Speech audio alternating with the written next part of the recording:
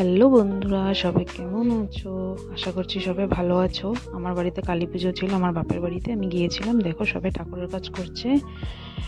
এদিকে সবাই যা যা দরকার সব কিছু রেডি করছে। আমার দিদা এদিকে গুড় দিয়ে খইয়ের পাক দেবে, এটা রেডি করছিল। এদিকে তিতুলির দুষ্টামি চলেই যাচ্ছে, ওর তো কথাই নেই। তারপরে আমার মা সবের জন্য ভাত রান্না করছে, ছোটো মোটো একটু ডেকোরেশন করলো আমার ঘন।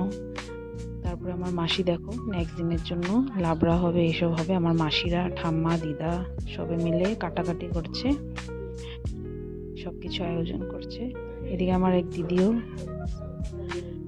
তারপরে মাসিরা দেখো ভিডিওতে দেখে হাসি ধামালি করছে, বলছে দেখ আমাদেরকে ভালো মতন দেখাবি, কিন্তু না হলে দেখবি আমরা লাইক করবো না, শেয়ার করবো না। আমি বললাম হ্যাঁ হ্যাঁ তোমাদেরকে দেখাবো।